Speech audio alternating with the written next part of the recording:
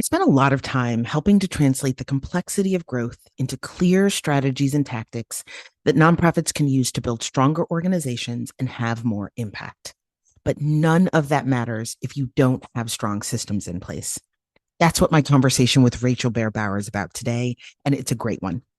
Rachel is one of the nonprofit sector's leaders in easeful systemization and automation.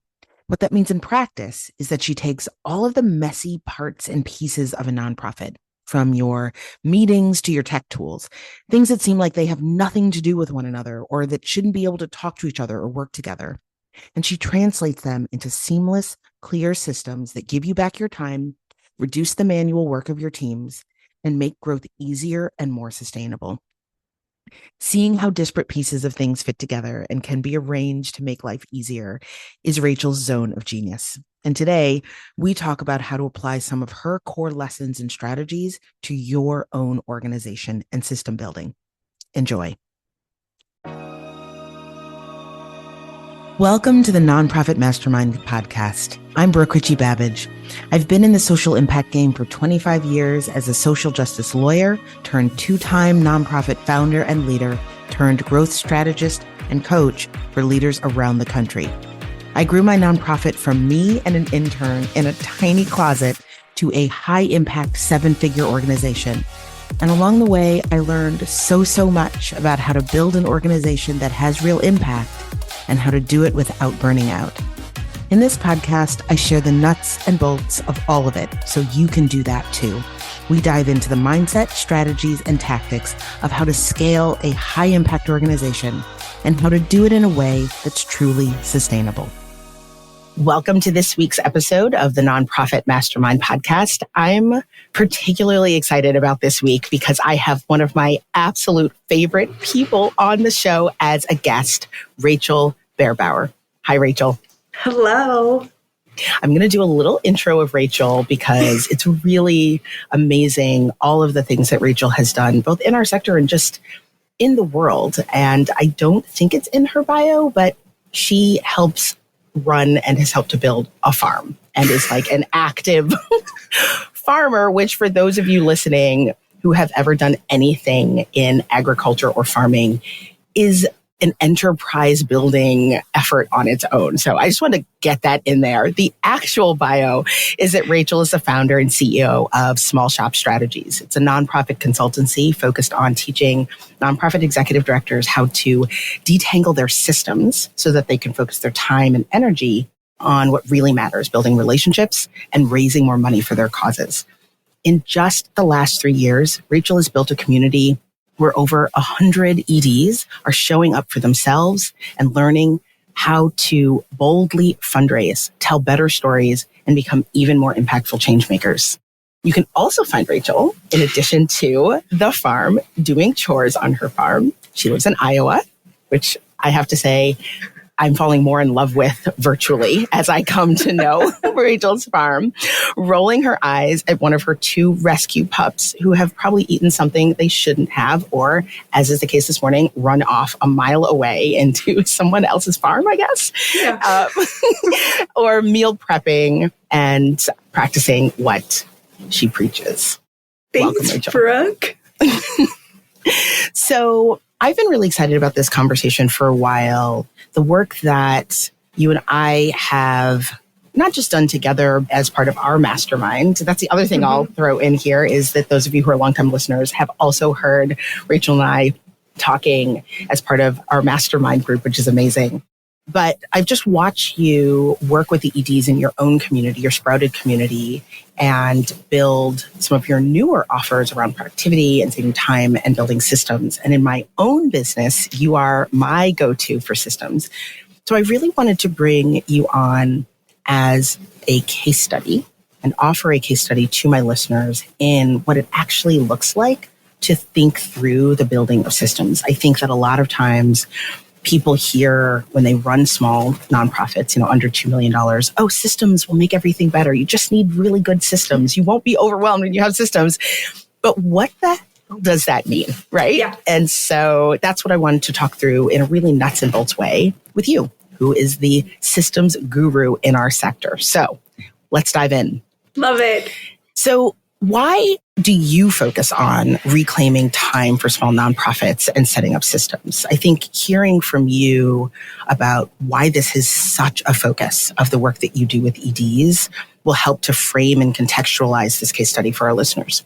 Yeah, I think that, well, first, thank you for having me on the pod. I feel like it's always kind of weird to like jump on a pod with somebody who you're actually friends with, because you're like, how do we do this?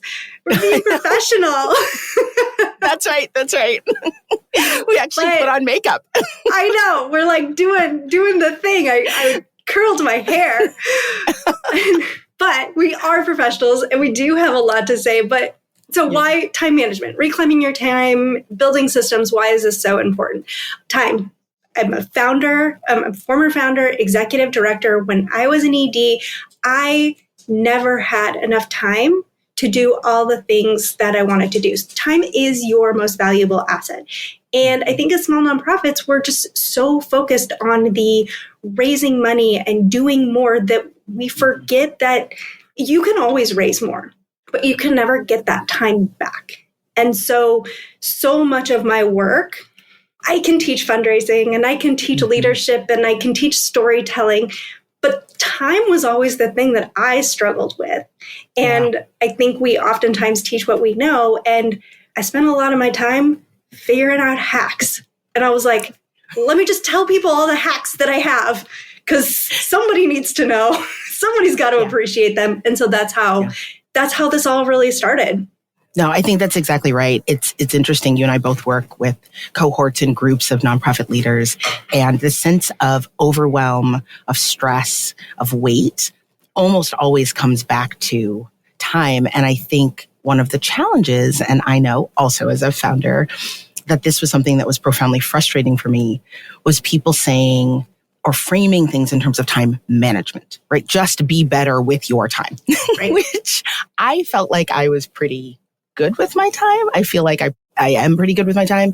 So this idea of just manage it better didn't really seem to get to the core. And I think that's what you're really getting at, is when we say use your time almost like an asset, right? Like spend it like you would money. You have to be planful and intentional. So when you start working with executive directors, and I know you have your Sprouted community, which we'll talk more about, and also you have started working one-on-one on a deeper level with nonprofit leaders who really are in a place where they're like, I need someone to hold my hand through this, right? It's overwhelming. I don't know what I'm talking about or what I'm doing. Help me. What are the kinds of situations that you see when you just start working with a new ED, either in your Sprouted community or one-on-one? Could you describe for us sort of the starting reality of an ED that would sign up to work with you? Because I want my listeners to be able to locate themselves in the place that you would start with them if you were working with them. Yeah, I think that a lot of executive directors, a lot of organizations come to me when they are at that breaking point. Like, I am putting everything into what I'm doing. I am firing on all cylinders. I have adrenaline pumping through my body. I am not taking care of myself. Something's got to give, or this is going to implode. And so that's oftentimes when somebody comes to me.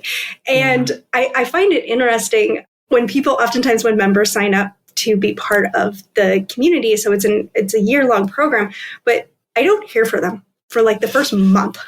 That happens in my community too. Yeah, and they are at the place of overwhelm. Absolutely. Yes. And so I'm like sending them all the stuff, and they're just like, I have to like set aside the time to dive into this, but it's not yet. I can't get there yet. And so that's oftentimes how people are coming to me. And so oftentimes like what they're looking for is like, I am looking for more time. And I talk about like, let's reclaim your time. And, and I have frameworks and I have resources to do just that. But I was going to say, and when you get to the core of what people are really looking for, they want to feel heard. And they want to feel supported. And like they aren't just on like some island trying to figure it out on their own. And sometimes their tech is just like a hot mess. And so I can fix it. Right.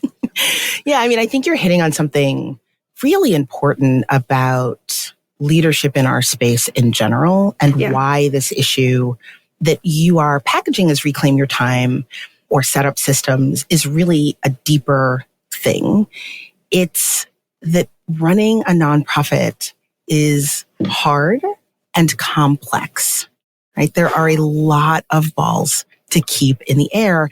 And sometimes being able to come to a person like you and say, look, you've been down this path. You've done it. You can light the way for me. I don't know what the hell I'm doing. Sometimes that's all an ED needs to be able to say, right? And take some of that weight off. And then you actually are, a practical, tactical girl. And so there are actual answers on the other end. So let's make sure we're on the same page about definitions, because I want to keep drilling down. You talk about setting up systems. And some folks hear systems and they think, I have Asana and my team and I are still chaotic, or we have a system of KPIs. I just had a great call, woman in my coaching program talking about why she couldn't get her team all on the same page with their Asana. She's like, we set it up. We have our KPIs. We're doing our tracking meetings. It's not really clicking. What's wrong with the system? So when you talk about systems, you help EDs set up. What do you mean? Yeah. So there's a few ways to talk about systems, but I like to describe, I have an actual definition that I use. So a system is a tool or technology combined with routines and habits that help you move toward a desired outcome. Okay, I'm going to say this one more time. One more time. One more time. Yes. So the way I define a system is a tool or technology combined with routines and habits that help you move toward a desired goal or desired That is fantastic. Outcome. Did you come up with that all by yourself? Well, years. It's really, no, that is a great definition of a system. Okay, keep going. Yeah. So I empathize with your audience because you're right. Like someone here is listening and they're like, yeah, I've got all the apps and I've got all the things, all the tools to keep me organized, and I'm still a hot mess.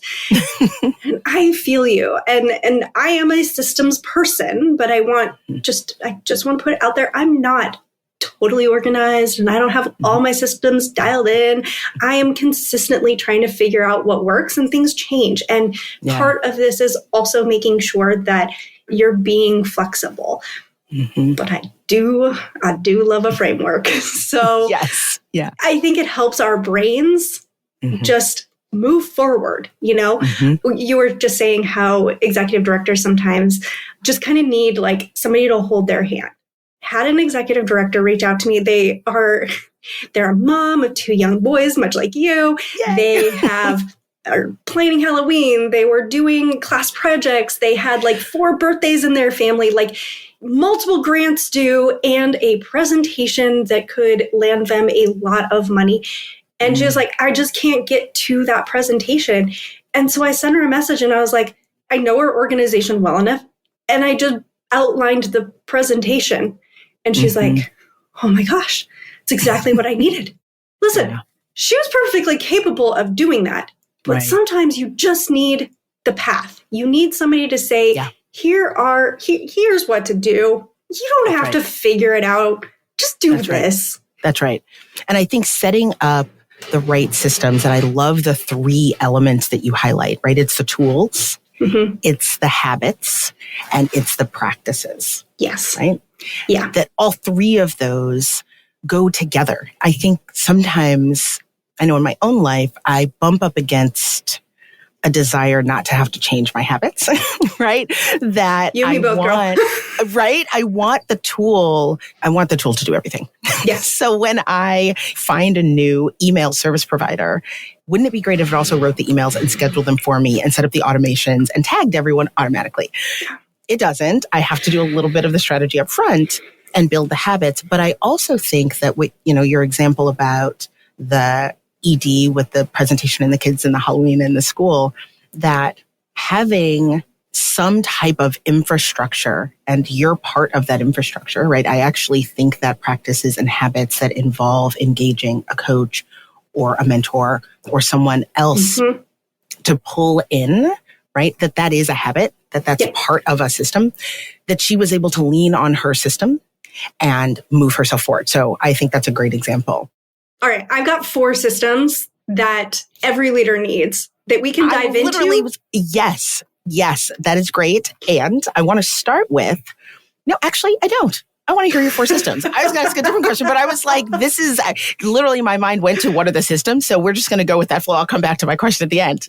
Perfect. Let's do it. Yay. No, okay. So because yes, it's the routines, it's the habits, it's the doing, but we also need to like wrap our brain around like put some things in buckets, Yes. Okay. 4 systems. So when I say a system, remember it's kind of this collective thing. And so there's a lot of different tools. I'm not talking about tech. And there's a lot of different tech that could fit into these. Okay. So the 4 systems that I want to talk about: schedule management, project management, operations management, and executive management. Okay. So yes, you might have more of these inside of your organization. So like I work on a farm. I actually live on a farm. Is it work if you're not paid? I don't know. Yes, it is actually. Of course it is. Yes. I was like, you and I both know the answer to that. Yes. So I also have like a meal prep system, and we have like a tractor maintenance system. So you might have more systems inside of your personal life, inside of your organization, like an animal rescue. Okay. They might have like a dog walking system or a food log system. But at the core, you have those 4 basic systems for your organization and for your personal management. Okay. So let's talk about these really quick. Schedule management. You are using this for things that are time specific. So like meetings and appointments. Okay. You might use tech, something like Calendly or Google, to help you or assist you. But you have a process for things that are time specific. Okay. Next up, we have project management. So this is for the big picture stuff. I feel like this is where a lot of EDs get really stuck. And this is used for organizing your goals, for planning, for flexible things that are flexible in timing. Okay. So we had the calendar management, which was like fixed, whereas project management is a little more flexible. And ongoing and fluid, right? It's going to change as your programs change. And and another just sort of case in point, one of the EDs in my group was talking about how she needs her project management system. I love these buckets to help her maintain or sort of track or keep track of both outcomes and goals that she and her team set for themselves and outcomes and goals that funders have set for them. So there are these like layers too of information. Yes. Yeah. So all the layers. But again, as we said in the beginning, like being an ED is complex. Running an organization is complex. So my job is to help you simplify and like put these things into buckets. And so your project management is going to be complex, but it's all project management. And so the tech behind that might be Notion or Asana or something like that to maintain that. Okay, so then we move into your operations management. Now, this is the bucket that organizes your data and your tech and all of the kind of the external stuff. Okay, so you're using it to really organize information and simplify.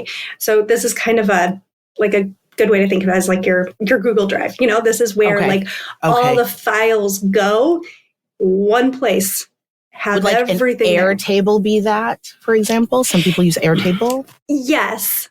Airtable. I hear like a butt in there. It's like I love Airtable. So this is not a knock on Airtable at all. Airtable, I think different tables or different modules. Why do I? Spaces. Thank you. Yes, bases. The things, the units. The things, one unit might be more of project management. One unit might be that operations management. So within one tech, you might have 2 different uses. Functions. I see. Okay. You also are going to need like a Google Drive to like store everything because it's it's not where you dump all your documents. Yeah. So, okay. Now, each of those, we just talked about 3. You've got project management, operations management, calendar management, those are all considered like digital or technology-based systems that basically it means that technology can help you with these systems, right? Mm-hmm. And we talked about a few of those that you can use with each of those different types of systems. So now this is where things get good. And this is where I think, actually more so than project manager, this is where people get really stuck. Mm-hmm. Your last system is executive management, okay? This is an analog system. This is the system that helps your brain focus and take action. And this system is often hindered by technology because, we are humans. We're humans.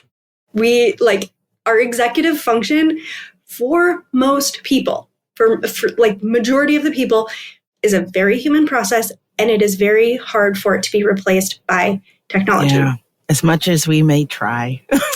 Yeah, and so a lot of what I teach is actually helping people find that synergy between their digital systems and their analog systems. And so this is for all of my analog people out there who like to write your to-do list, who have a paper calendar. That's me. It's actually good. It's actually good. It is okay to have both an analog and a digital system.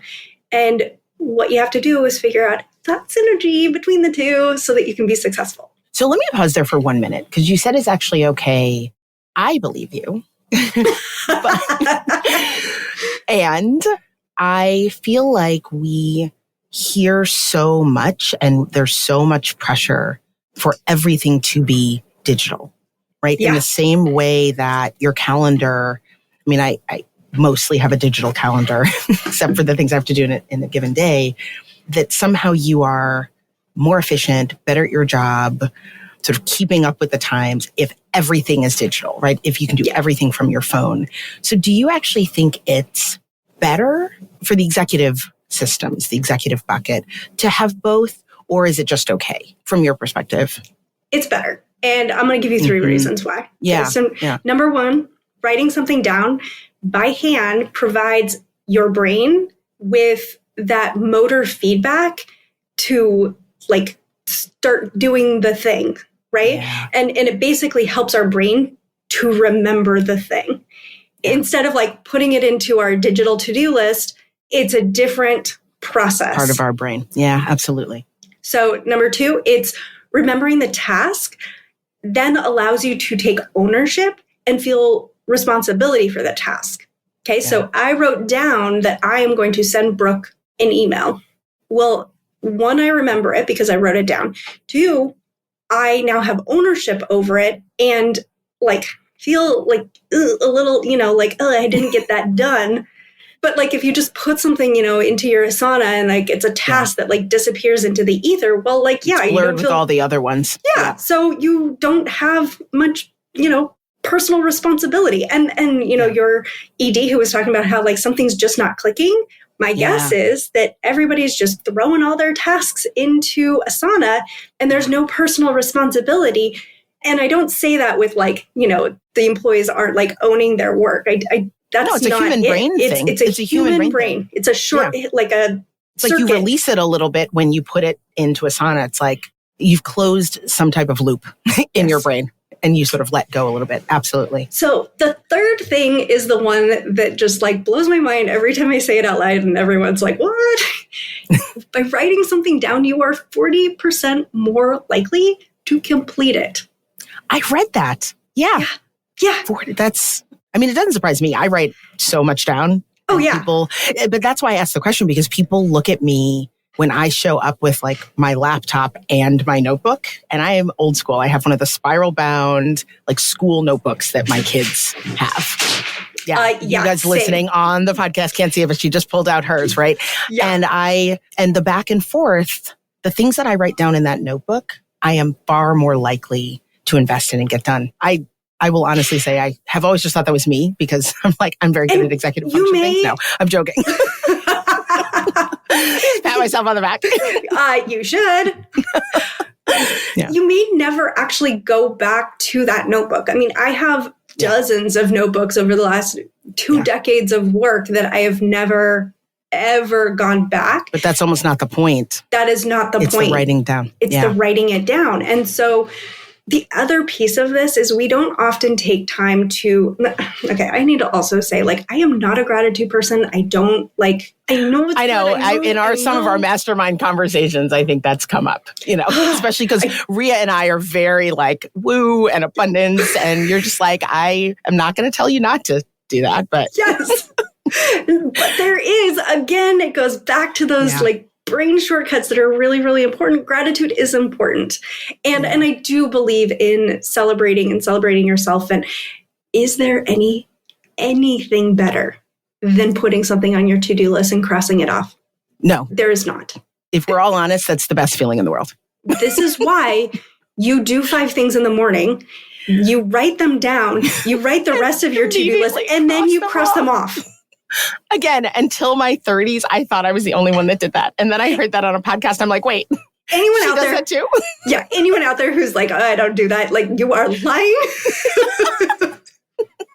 Because it is the greatest feeling in the whole world. Yes. Yeah. Talk about analog dopamine. Yes. Like, and it is real. Yeah. It is real.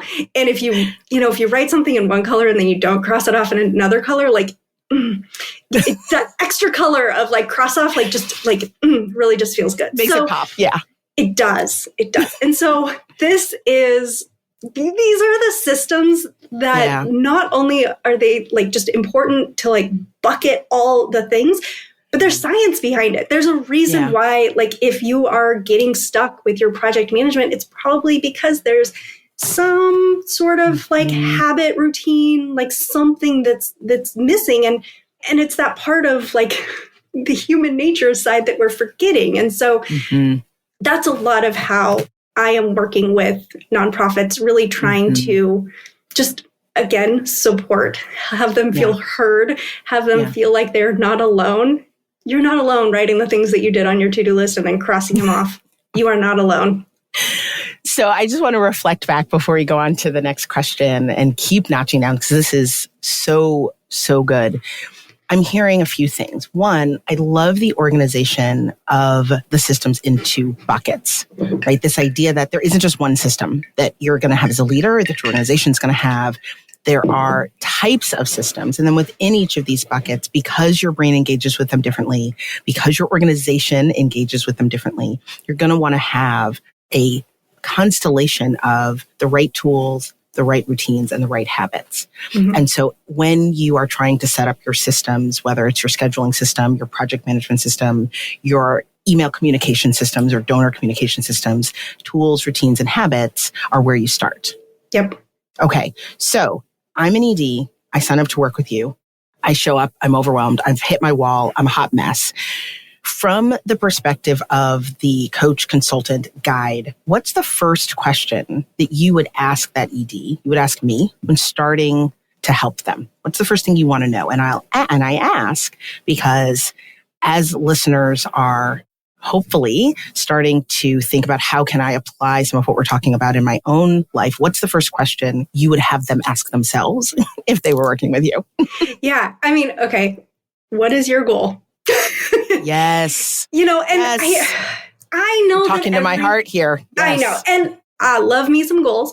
And I know that everyone asks that. But before you go and make a whole bunch of changes or like, I see people on like online forums, it's like I'm in 1982, on like, on Facebook groups or LinkedIn or whatever. And they're like, what's a good like donor CRM? I hate ours. Or, what's a like, fill in the blank. What's a good social media scheduler? I don't like ours.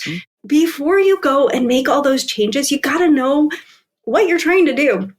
If you are trying to organize your closet, it is really hard to get organized when you've got like some clothes in the washer, you've got some clothes in the dryer, you've got some clothes in a couple of laundry baskets, you've got some things laying on the chair, you have like some stuff in like a dresser and some stuff in a closet. First thing you want to do is just like bring everything together in one place and start looking at it. And that's really the first thing that before we even like kind of get into like really getting into the goals, it's like just bring everything together. Okay. Understand all the different pieces that you have that you didn't know you had, didn't know that you were paying for, and understand how you are using them. Mm-hmm. And again, you got me a framework because you got to have it. My brain is constantly organizing things. You're going to. That's why you're a systems person. you got to stabilize. Okay, so you just have to, like, again, when EDs come to me, they are like just like full of adrenaline, on fire. And just like just like dumpster fire adrenaline machines running around with their head cut off. Like, there's just a lot going on. And so what I want you to do is I just want you to, like, take a few deep breaths and stabilize. You're going to bring all the things together. That is just step one. Just start writing down. And if you're at home, if you're like on a walk, like, open up your notes app, write this down, label the 4 systems, and just start writing down all the things that you are using for each of those systems. All the things you're currently doing, the tools, the habits, the routines that you think you're trying to do, and whether they're working or not. It's interesting. In my process with my EDs, I call that baselining, right? Where are we starting? You got to know you got to know your starting point. Absolutely. Exactly. Yep. And, if you are using like 5 different notebooks and you a whole bunch of Post-it notes, but then you're also using your notes app, and then, like, okay, bring it all in, throw it all out on the bed, make sure that you, like, see everything, and then decide, like, okay, like, maybe I can combine some of these things. Mm-hmm. Maybe I do have a notes app because that's super handy when I'm on the go, but I make sure that it's connected to the right email and that I'm using the same one, across all of my devices so that, like, notes aren't getting lost. And then I also have a system for how it's, like, going somewhere. And then I'm using 5 different notebooks. Okay, now I'm just going to use one notebook. Just going to use one. And you got Post-it notes. Like, I'm all for the Post-it notes. And you just know that those are your things. Okay, great. I've identified these are the tools that I am using for my executive management. Okay, great. Then it's looking at your calendar. Okay, well, you've got some stuff on Outlook and some stuff on Apple Mail, which I still don't know how to use, and like the iCloud. I don't know, cloud. I don't get you. There's like 5 different clouds now. Yes, it's like it's in one of the clouds somewhere. Yes, so, like, identifying all the clouds. What cloud are you on? What are the other things that you're using? Okay, great. And if step 1 is just putting all of those things together, that's okay. We all know when you clean your closet, it's going to get worse before it gets better. It's also not easy. If you're somebody who's looking at, like, we'll keep going to this closet metaphor, but you're looking at, like, just piles of clothes that you haven't worn, like things that don't fit, like socks that are unmatched. Like, it's not easy to jump in and just, like, start organizing. And it can feel really overwhelming. Yeah. But when you can get super duper clear about what it is that you are doing, then it gets a lot easier to say no. Yeah. It's a lot easier to focus on the right things. And you're going to get a lot more of that time back. I mean, part of what I hear you saying is when you know where you're starting and you know where you want to go, right? What's the goal here? What do I want to be accomplishing? How do I want to be working with my team? What information do I need from them to make decisions? Like, what's the end goal? When you know those 2 things, then you can prioritize. It's easier to simplify, right? Going back to your example about, you throw everything on the bed and you have 2 different notebooks and you also use Post-its and you use your notes app and you use your voicemail app and sometimes you Slack to yourself, right? To keep track, right? Those are all things. And so your baseline, you're like, these are the tools. And my routines and habits are when I'm walking, I use my voicemail because I don't like to type and walk. But if I'm sitting at my desk, I'll Slack to right? So you baseline all of that. And then you say, okay, actually my goal in keeping track of ideas that are coming up, that's what all of this is, Post-its and notebooks, things come to me throughout the day. My goal is to be able to make strategic decisions based on these ideas. Like, that's what I need to be able to do. So that means they all need to be in one place. Right? That means they need to be centralized. So, and I love what I just heard you say. It doesn't necessarily mean you have to get down to one tool, right? Always. It could be that you set up an automation where every time you Slack yourself, it actually gets added directly to a Google Doc. And every time you do a voicemail, it gets sent right to the Google, right? So you can build a habit to make your tools work the way that they want to work. So I love it. The baselining, what's your goal? And then I hear you say, simplify and organize. Yep. I love it. And one thing I just kind of want to like close the loop on, because we talked about our digital systems and our analog systems and that synergy. So I have a process called sun up and sundown routines. Okay. And these 2 daily routines are something that have like changed my life. I had a concussion 2 years ago and I had to relearn everything. So the time management shortcuts that I once had are no longer there. So I have had to relearn a lot of things. And this is one of these skills that I learned recently or in the last 2 years that has been amazing and really kind of like clicked the digital and analog systems. And so the idea is that you have a sun up routine and a sundown routine. Okay. Now, I do not mean get up at 5 a.m. and do yoga and drink your lemon water and like all of that. That's not what I'm talking about. It's the cold bath. No, it's when you sit down at your desk, the first thing that you do. Now, I like to set up my browser so that when I open up my computer, my browser pops open the 4 tabs that I need. I bet you wonder what they are. They're was about to say. Calendar management tool. They are my project management tool. They are my, it's 3 tabs, and my operations management. Okay. So what you do when you do your sun up routine, you are basically taking your digital system and downloading it to your analog system. So for those at home, I have this awesome thing. It's called the daily page. And this is my to-do list. And so I basically take my analog systems. I take my digital systems, my project management. I write down what my calendar is for the day. I write down my to-do list. Yep. And I download it. Okay. So then and people are pretty good at this one. Then it's the reverse in the evening. And so you take all those notes from your notebook, you take those Post-it notes, you upload that then to your digital systems so that it's secure, it's safe, it's in there. It's not, you're not going to lose that Post-it note with the like important donor number. Like you've got it all where it goes so that your team can have it, so that it's where it needs to be. The other thing, this is the key piece that I want every executive director, every leader, everyone to hear. By doing this routine, it also is a clear start and end to your day. Yeah. So often it is so hard for people to just shut the laptop and walk away because you always have something more that you can do. But by doing these 2 different routines, you're like, well, I just uploaded everything into my system. It is time for me to transition from being executive director, transition from program manager, and I am now mom mode. I am now into whatever mode, whatever you transition into in the evening, happy hour, whatever.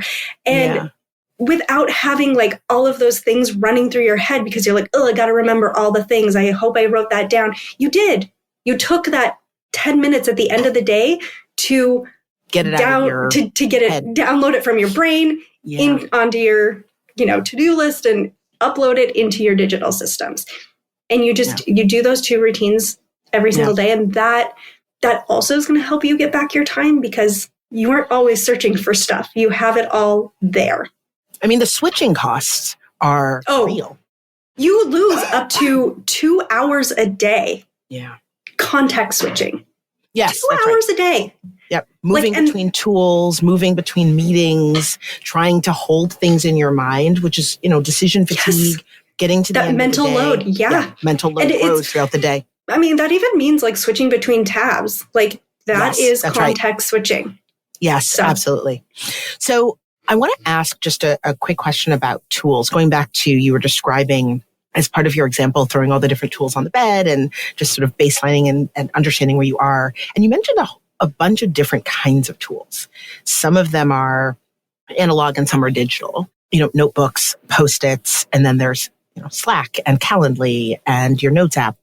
If I'm doing all the things and have never really thought about starting to organize into these buckets and these types of systems, do you recommend different types of tools for different ones of the buckets you mentioned, like, should there be more analog tools like notebooks and Post-its for, say, your schedule systems versus, all digital for operations?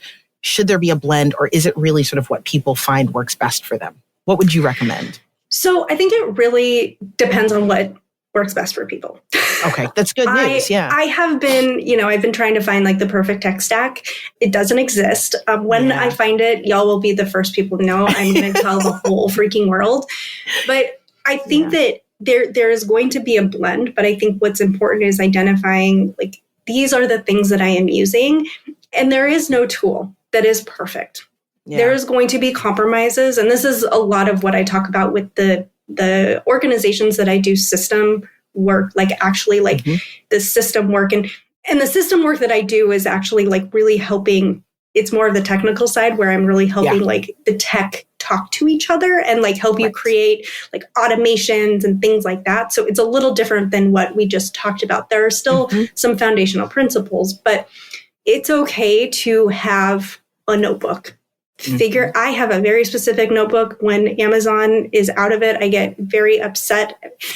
It is not okay. Target once changed my paper planner and like I lost my freaking mind.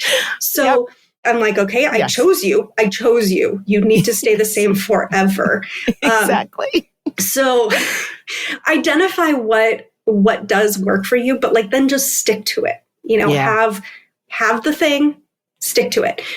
Then when it comes to the digital systems, and this is why it's important to kind of like bring everything together, because if you're using like, I'm working with an organization that has like they have a CRM and then they have like QGive for this and they have this fundraise up for this and like Give Better for this. And I'm like, this is exhausting. But it's like, there is one specific feature for every single one of them. And they're all important. So then it's getting really clear on like, what are the parameters? What are the boundaries around this system? And then not like mixing and mingling, because then that's just going to confuse people, Right. There's some data that's across two of them, but not a third. And so I hear two things that I just really want to drive home because I think it can address a lot of the stress that people have. One, don't feel like there's one right system, right? Or one right tool, I should say. And I think a lot of people will ask me, well, everybody says I should be using blank. Nope. Put that in your mind, right? What is the right tool or set of tools for you? And then the second thing I hear is, and this goes back to your, almost, you didn't call it this, but there's like a sort of 3-step process, right? The simplifying and the organizing. If you're going to have multiple, because most people will, tools, the key question is, how do you make sure they work together, right? So if you're going to have a notebook and a notes app and Post-its, okay, but then they have to talk to each other, right? There has to be something that reduces the friction of the context switching that allows them to be all part of one system, or you have two separate systems, right? And that's where the confusion comes in. I love that. Okay. Yeah. And, this happens inside of like those kind of your personal management systems, but then also like organizationally, when you said like, everybody says that this tool works the best. This is what I think I've like accidentally fallen into, is the talking of the tech tools, helping organizations make sure that their systems talk to each other, because I'm about to get real technical here. So like, if you are one of those people who are like, oh my gosh, please don't talk to me about these things, like just close your ears for like 4 seconds. But tech can be really, really powerful. And it can help you do a lot. And especially as a small organization, between the tech and the automation, like you can do some incredible things. I've got this thing where I will help basically anytime a donation comes in, a thank you note lands automatically already written for you in your draft inbox so that you can quickly just get an email off to the person who donated. Like, what? I will just say, listeners, I have seen this at work and it's a wonder to behold. You're going to tell folks how to find it. Yes, I will. Yes. But it's that kind of thing though. Like you have to understand like the actual tech behind it. You also have to make sure that you are using tools that integrate. And whether that's right. And oftentimes you're like, oh, somebody said this email marketing is good. And somebody said this CRM is good. And so I signed up for both of them. We've got all our stuff in there, but like they don't talk or they can't talk. So then you're stuck doing something that should be a very like automated process manually, which is taking like that is sucking up so much of your time. I literally went through like the steps to like writing a thank you note. And if you were to do it like a manual process, and it was like 45 steps long. Okay, that is an exaggeration. I think it was like 23 steps because it was at a certain point that number is so big it doesn't matter. Right, but like 23 steps to write a thank you note. Oh my gosh. And if you're like, no, it takes me like 2 minutes to write a thank you note. I'm like, oh, does it? Does it? Like you have to go to your CRM. You have to try not to get distracted by your email that's also sitting on the tab. You have to get into the CRM. You have to go to the right place. You have to pull the right report. You got to probably pull it again because you didn't pull it with the email addresses that you needed. Oh, you didn't pull it with the last names too. You also need that. Okay, now we got it. Now we have to download it into the CSV file. Wait, nope, actually I need it in Google Docs. Okay, then you got to print it out. Then you got to send it to whoever you got to send it to because that's a whole other process. We'll stick with, if you're trying to write it, you got to find a pen. You got to find a pen that you like to write with. You got to find a note card. Then you got to find the envelope that fits the note card. Then you got to find a stamp. Then you got to actually get to the post office. But to get to the post office, you have to find your keys. You have to get into the car. You have to find the bus. Like, oh my gosh. You're just trying Our to... Our brain is doing all of these little things that we're not realizing we're doing. Yeah. Exactly. No, that's right. Exactly. So how can you reduce that friction? I'm sorry if I just stressed anyone out. That kind of distressed me out. I think that when you talk about, right, so we did the baselining, like what's happening now, when you set that goal, just sticking with the donor stewardship, for example, right? You're like, I want to be able to steward my donors. That's my goal. So then the third step is this identifying the tools. Look at the tools you're currently using. Are they the right ones? Do they help you do that? Will they help you achieve this goal? Being willing to let go of the ones that perhaps were comfortable but won't help you achieve the goal. Yep. And the tools and the systems and the routines. And then how do they work together? Right. And that I think is where EDs can get stuck because in the how do they work together, two things are true. One, we don't know what we don't know. Right. So the fact that you can tag and segment and automate thank you notes to certain donors, I know that because I coach nonprofits. Most of the small nonprofits that I know didn't even know that was an option. So as they're thinking about what tools they need and how to organize them, they don't know to think about that. Right? What they're trying to think is, how can I more quickly write out this note? Not what are all of the things available to me? So I think my last question for you, and then I want to make sure people know how to find the incredible resources that you have, both to work with you and you have the challenge that you offer. There's just some really great resources in this realm. My last question to sort of tie it all together is, are there questions that EDs can ask themselves when they get to that last step of identifying the tools and simplifying and organizing that might illuminate what is possible or their blind spots? And I know that's a tough question because how do we illuminate our own blind spots? But is there something that if I'm an ED and I have identified my goal, I want to steward my donors, and then my brain gets stuck because I'm like, I don't know if these are the right tools to do that. How do I figure that out? What would you recommend when an ED gets to that step they do so that they can feel confident that they have identified the tools that are best for them right then? Okay, this is a tough question. I'm going to come at it from more of a holistic view. I think as executive directors, we kind of get into our, like, this is what works for me. This is what I'm doing. I've invested time, so I'm sticking with it. Like, kind of absolutely. That, like, as much as we don't want to, kind of that, like, mentality of, like, well, I've always done it this way. And to some degree, that's fair because learning a new system is just, like, exhausting when you have so many other things on your plate. That's right. But at a certain point, like I said, when EDs usually come to me, it's because they are at their breaking point. They're like, something's got to give.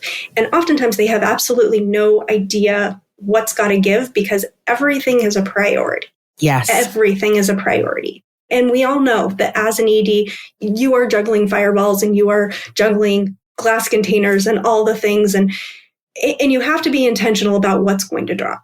And that's oftentimes really, really hard to identify for yourself. And so if you don't have somebody who can walk through a process with you to, figure out what you need to prioritize, what's going to make this most sense for you, ask yourself a question. If somebody were to take over my job today, yes, what would they eliminate? Yeah. And by asking yourself that question, you kind of have to be like, oh, those are some blind spots. That's maybe where I'm spending some time that I shouldn't be doing. Yeah. Or that's like where I'm, just kind of like pushing it off into the corner, not thinking about it. And it's hard sometimes to really like say, okay, like this is something that, maybe it's a program that like you absolutely love, but it is sucking the energy out of you and it is not making money. And honestly, it's not really doing that much good. Or the meetings that you have where you're just like, I feel bad saying no. But if somebody came in that didn't have sort of the emotional relationship that I have with this person, they'd be like, these meetings don't need to happen, right? Or they don't need to happen for an hour. They could be, I love it. I love it. That's a great question. So where can people learn more about you, work with you if they'd like to, get access to your resources? Yeah, well, I have tons of resources. I just created, if you enjoyed this conversation, you made it all the way to the end, you are going to like love this. I made this very nerdy thing and it's called, like, it's a gratitude calculator. Like it's a ROI calculator. So we talked about like all the steps it takes to write a thank you note. So you can basically put in like how many thank you notes that you receive in a week and see how much time it would take you to write that thank you note. And you can kind of play with it and just see, I don't know, it's fun. It's silly, but it's fun. But if you go through it like, and you want to get some access to the other resources, I've got lots of resources on the other side of that. And then I have my membership, which is Sprouted. So that's for nonprofit executive directors who are looking for community. And so, all of that's on my website, smallshopstrategies.com. The calculator is smallshopstrategies.com/ROI. And I hang out on Instagram. I'm Small Shop Strategies there too, and LinkedIn. So you can find me. I'm on the internet. Amazing. Amazing. Well, this was, I always love spending an hour with you. This was a great conversation. Thank you so much for walking us through what's actually sort of a wonky and complicated conversation and just making it super simple and super concrete. It was great talking to you. So good talking to you. Thank you, Brooke. Have a great day. Thanks so much for joining me this week. If you enjoy this podcast, I would love for you to leave a rating and a review. I read every single one, and they really do matter. I also share extra tidbits and resources building on what we talk about here in my newsletter, Leadership Forward 321. You can sign up by texting the word impact to 66866. And finally, definitely check out the links and resources that I mentioned in this episode at BrookeRichie-Babbage.com/podcast. See you next week.